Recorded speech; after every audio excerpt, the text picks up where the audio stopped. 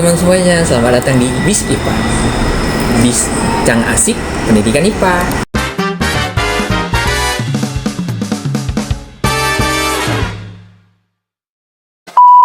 Nah, kali ini saya Michael sebagai menjadi host pada episode kali ini.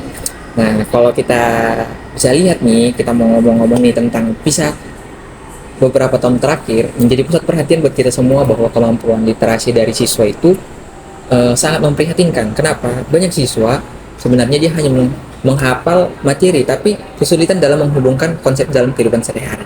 Nah, kira-kira apa ya penyebabnya? Kenapa itu bisa terjadi? Nah, untuk menjawab beberapa pertanyaan ini sudah hadir sama kita 4 guru, yaitu ibu-ibu hebat yang berasal dari sekolah yang berbeda. Nah, pertama ada Ibu Cindy. Halo, saya Cindy dari Sekolah SMP Negeri Pedesaan. Nah, jauh-jauh dari desa nih Bu Cindy. Nah, untuk Bu Umi. Halo, saya Umi dari Sekolah Negeri yang berada di perkotaan. Nah, jauh-jauh dari kota juga. Emang kota ya? Iya. ada Ibu Katri. Dari mana, Bu? Halo semuanya, perkenalkan saya Katrina Visa, saya guru IPA di SMP swasta. Nah, dari sumber swasta. Untuk Ibu Grace. Halo semuanya, saya dari Guru Penggerak. Oke. Nah, wah, senang sekali pastinya bisa bertemu ibu-ibu guru hebat semuanya di sini. Kalau begitu, langsung saja kita masuk ke topik utama kita. Nah, kalau kita tahu tadi kan, untuk pembukaan awal, kalau kita tahu di mana kondisi literasi siswa saat ini sangat memprihatinkan.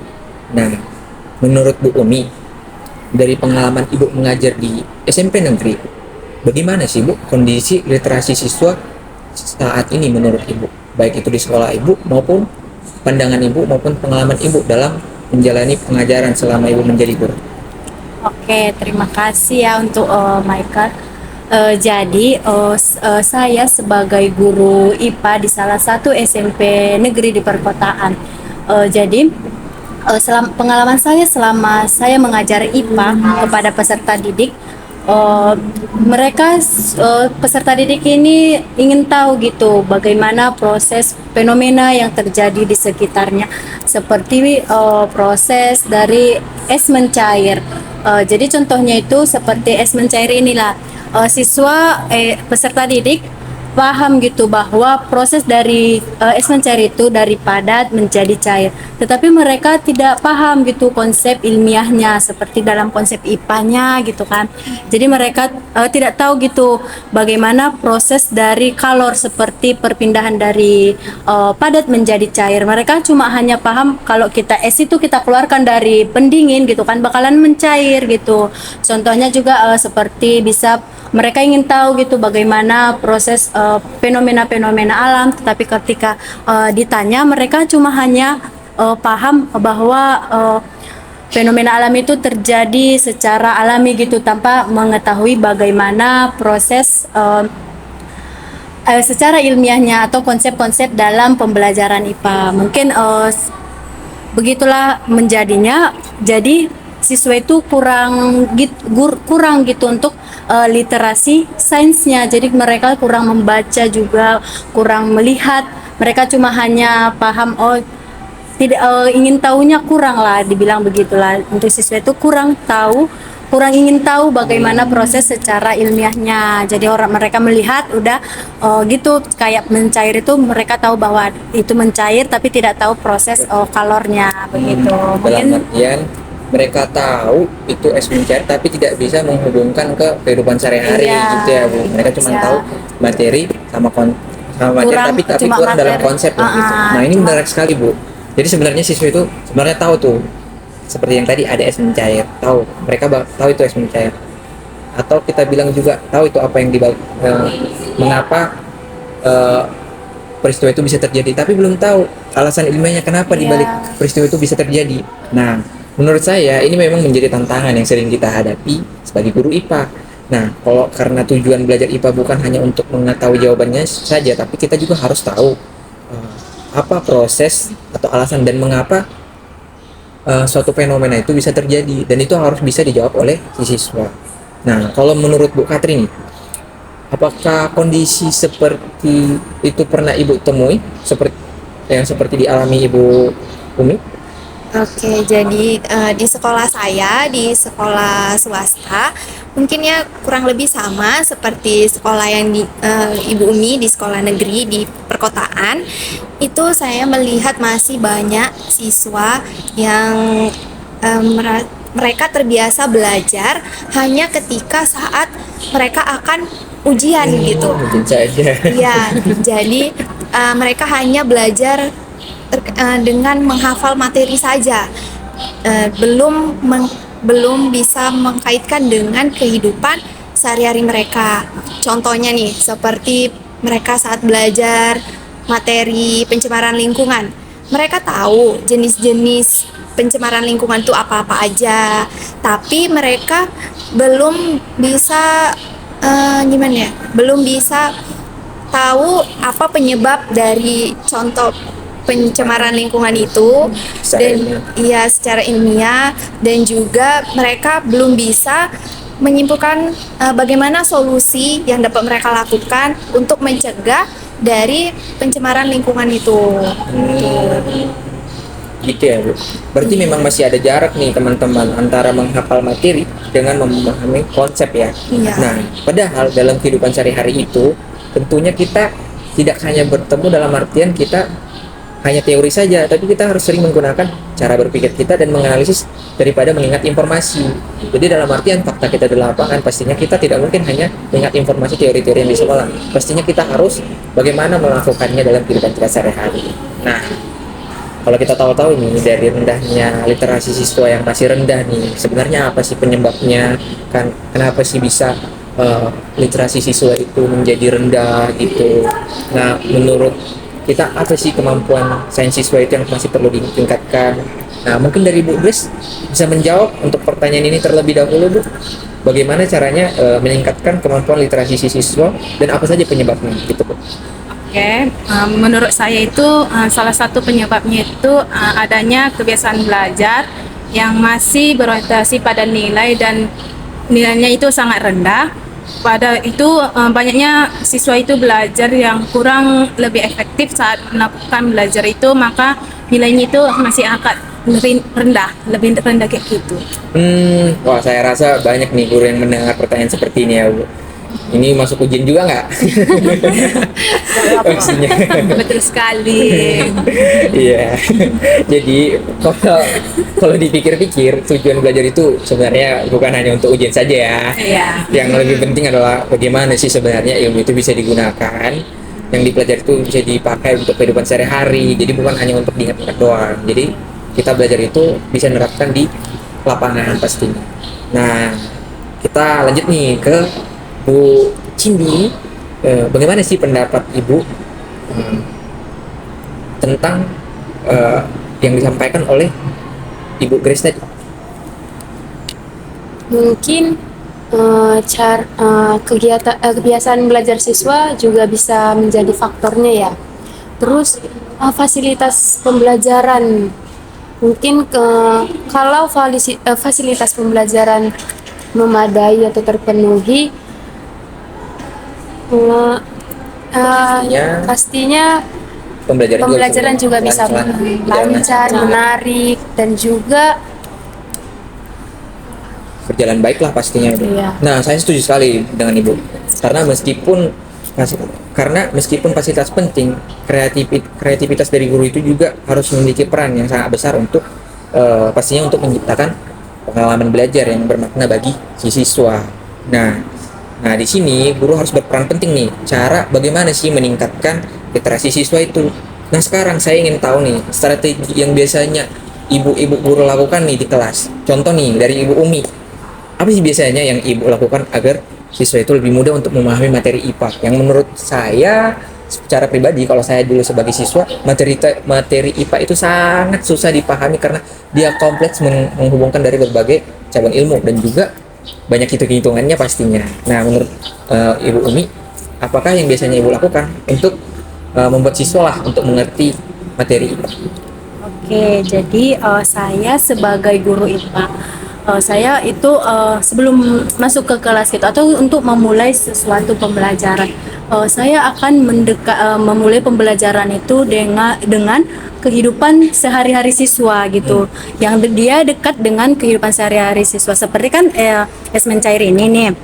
Jadi itu kan pastinya udah dekat dong dengan kehidupan siswa, atau mungkin pas itu memasak, mungkin kayak saya menanya, kalian pernah nggak memasak air gitu? Pasti bakalan pokoknya untuk strategi pembelajaran yang awal saya lakukan itu sebelum memulai pembelajaran gitulah kan, saya akan memulai dengan fenomena gitu yang terjadi di lingkungan mereka, atau mungkin dengan kegiatan-kegiatan di masyarakat yang berkaitan dengan konsep IPA, bakalan saya sampaikan gitu di dalam kelas sebelum memulai pembelajaran.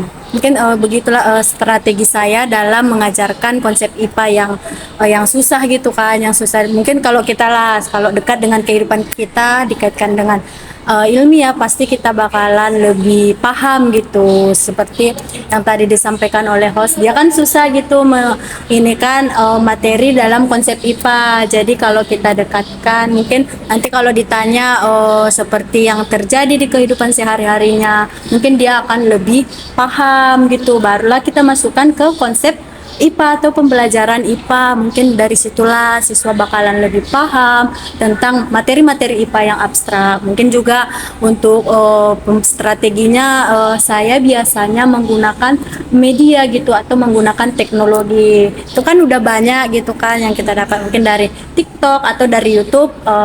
Mungkin dari situlah strategi yang saya sampaikan kepada siswa mengenai konsep ini. Wow. Jadi begitulah. Ini menarik sekali nih yang pemaparan yang Bu Umi berikan. Karena kalau kita tahu nih, siswa itu beberapa pastinya kalau mau belajar materi, nah dia selalu berpikir, ini sebenarnya materinya buat apa sih? Iya. Untuk apa sih? Jadi membuat motivasi si siswa kadang menurun ya.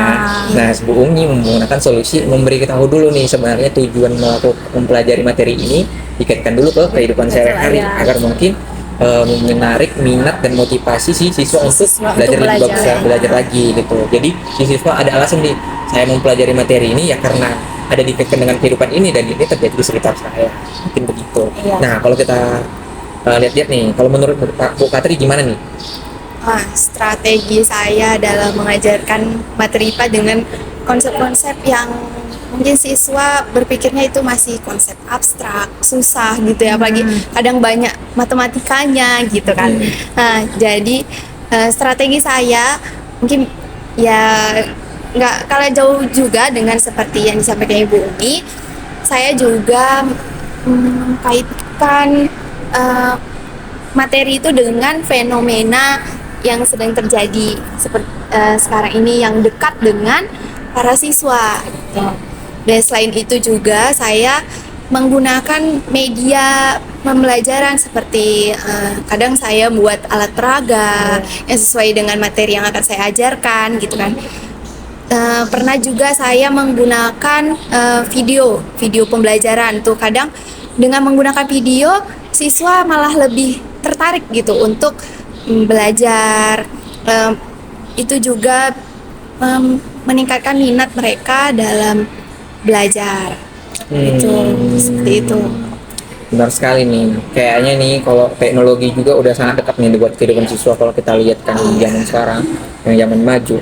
Jadi bisa juga nih dimanfaatkan dengan baik. Yang menurut kita teknologi itu bisa menjadi alat yang membantu dalam pastinya untuk pembelajaran IPA pastinya ya. Nah, kalau kita berunjuk nih ke Bu Grace, bagaimana sih pengalaman Ibu mungkin di sekolah penggerak, Bu? Bagaimana, Bu? Oke, kalau di sekolah penggerak itu kami banyak menggunakan pembelajaran berbasis proyek. Itu misalnya itu siswa itu diminta mengidentifikasi masalah di lingkungan sekolahnya itu, baru mencatat solusi berdasarkan konsep IPA yang dipelajari pada saat muridnya itu. Selama pembelajaran Ya, Tapi itu keren sih menurut saya sih, karena siswa itu nggak hanya belajar teori doang, jadi kayak dalam artian mereka itu belajar mengamati, dilihat dulu, dianalisis dulu tuh, terus mencari solusi terhadap masalah yang benar-benar nyata nih sebenarnya, bukan dibuat-buat ya. Menurut saya pengalaman belajar seperti inilah yang akan bisa lebih membekas pada ingatan si siswa. karena dibandingkan hanya membaca materi dan buku saja. Mungkin dengan dia tahu satu masalah yang sudah pernah dipecahkannya, mungkin dia bisa lebih memahami materi, bahkan setiap teori-teori yang sudah diajarkan yang berkaitan dengan masalah yang dikerjakan gitu. Bisa lebih nempel ke biasanya. Nah, kalau kita lihat-lihat nih, kalau Bu Cindy ini, dia orangnya jauh-jauh nih dari desa nih, udah jauh-jauh datang dari sini. Kita kasih aplaus dong. Nah, kalau kita lihat di kalau pedesaan itu kan banyak dalam artian masih jauh tuh dari kota tuh. Gitu ya. Kalau banyak orang berstigmanya kayak ya masih jauh lah dari teknologi, masih agak jadul. Jadi menurut Ibu nih, bagaimana kalau di daerah pedesaan yang Ibu tempatin itu? Nah, kalau saya sebagai guru di pedesaan ya, biasanya itu saya memanfaatkan lingkungan sekitar sekolah yang menjadi media belajar. Jadi siswa itu tidak hanya belajar dari buku, tetapi dari penglihatan mereka langsung di sekitaran sekolah tersebut. Misalnya nih pada saat belajar tentang pencemaran lingkungan, saya mengajak siswa itu keluar kelas untuk mengamati tanaman seperti rumput, semut, kupu-kupu ataupun makhluk hidup lainnya yang ada di sekitar sekolah tersebut. Dari situ kami berdiskusi tentang bagaimana hubungan antara makhluk hidup tersebut dengan lingkungannya.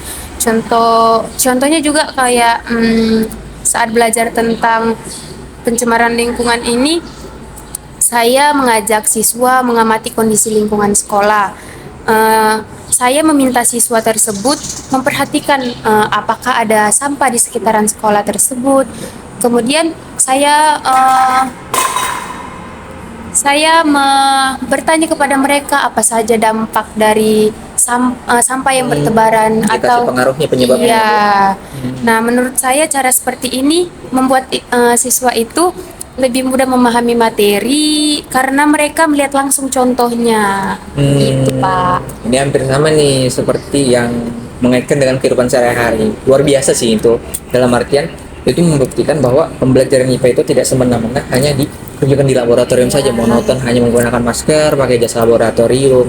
Ternyata lingkungan sekitar juga bisa menjadi sumber yang belajar yang sangat kaya lah kita bilang, bisa digunakan dan dimanfaatkan dengan baik ya Bu. Jadi nggak mesti harus dalam kelas, mungkin kita bisa mengajak si siswa itu keliling-keliling desa untuk memberitahu mana-mana saja hubungan dengan pembelajaran IPA. Nah, masuk nih kita ke segmen selanjutnya. Di sini harapan kita untuk pendidikan IPA di Indonesia. Nah, kalau kita tahu nih, coba kita lihat kita sudah masuk ke beberapa jam durasi, udah hampir memakan waktu setengah jam ya. Nah, kita mau ngobrol lagi nih, nggak apa-apa ya. Dan sebelum jangan buru-buru dulu. Nah, sebelum kita ngakhirin nih semua topik ini, saya hanya ingin meminta harapan dari masing-masing ibu-ibu semua tentang pendidikan di Indonesia nih. Menurut Ibu nih, apa sih harapannya Bu untuk pendidikan di Indonesia Bu, untuk Bu Umi Bu? Saya sebagai salah satu guru IPA di SMP negeri yang berada di perkotaan, jadi saya berharap kepada peserta didik jangan menganggap pembelajaran IPA itu sulit dengan mengaitkan. Nah, saya pun sebagai guru IPA berusaha untuk mengaitkan pembelajaran IPA dengan yang dekat dengan kehidupan siswa gitu. Jadi harapannya juga kepada seluruh peserta didik terutama di sekolah SMP mungkin dalam pembelajaran IPA ini untuk meningkatkan gitu literasi seperti pengetahuan ilmiahnya gitu, bukan hanya seperti materi-materi tapi juga paham konsep-konsep IPA-nya gitu. Mungkin harapan saya itulah untuk tidak menganggap gitu sulit pembelajaran IPA ini, tapi menganggaplah bahwa pelajaran IPA ini dekat dengan kita gitu. Itu mungkin yang pendapat harapan saya gitu untuk sebagai guru IPA. Terima kasih Bu Umi. Nah, untuk teman-teman atau teman-teman SMP semua yang ada di rumah, jadi kita jangan selalu langsung menganggap IPA itu lagi pelajaran sulit. Ya. Mungkin itu bisa menjadi pelajaran mudah kalau kita hubungkan dengan kehidupan kita sehari-hari. Jangan langsung pesimis ya belajarnya. Yang dekat dengan kita lah Ya, gitu. pastinya ada sih manfaat pembelajaran itu, nggak mungkin sulit kan. Nah, untuk Ibu Katrin, bagaimana sih harapannya Bu? Jadi harapan saya untuk ke depan saya berharap siswa itu lebih banyak lagi beberapa guru yang lainnya juga untuk lebih memanfaatkan teknologi untuk dalam proses pembelajaran IPA. Karena apa? Karena siswa juga mereka akan lebih tertarik dengan penggunaan teknologi ini. Karena siswa juga jadi siswa itu menggunakan teknologi bukan hanya untuk mungkin banyak sekarang ya mereka menggunakan gadget untuk bermain, untuk bermain games atau sosmed gitu misalkan. Jadi kita dapat membantu mereka dalam penggunaan teknologi ini sebagai sumber belajar mereka.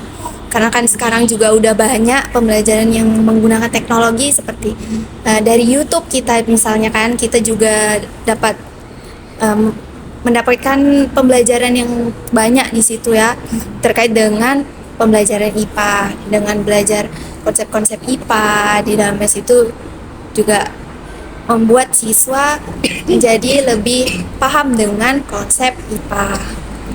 Itu dari saya. Kalau dari Ibu Katri nih, Ibu mau berharap guru-guru IPA itu kalau boleh dia itu memanfaatkan teknologi yang sudah ada ya. Iya. Zaman udah canggih, ya kali gaptek-gaptek dulu ya.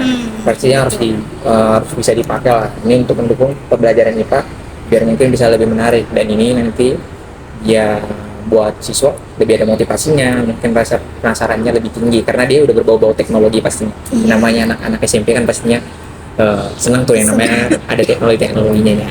Oke. Mungkin dari Ibu Grace kita sedang batu.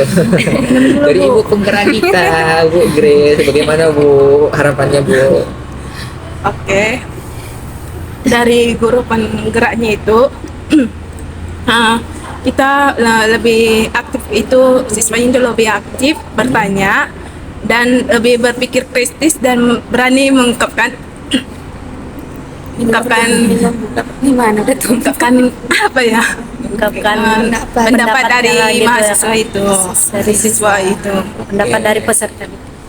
Nah, Bu Grace menekankan nih buat nih teman-teman nih yang di rumah nih, yang mungkin ada beberapa nih sebenarnya takut bertanya mungkin karena mungkin salah dicerca atau di dalam artian takut dihujat, udah nggak usah dipikirin. Intinya kita harus lebih aktif bertanya dan harus punya berpikir kritis nih dan harus berani memberikan pendapat.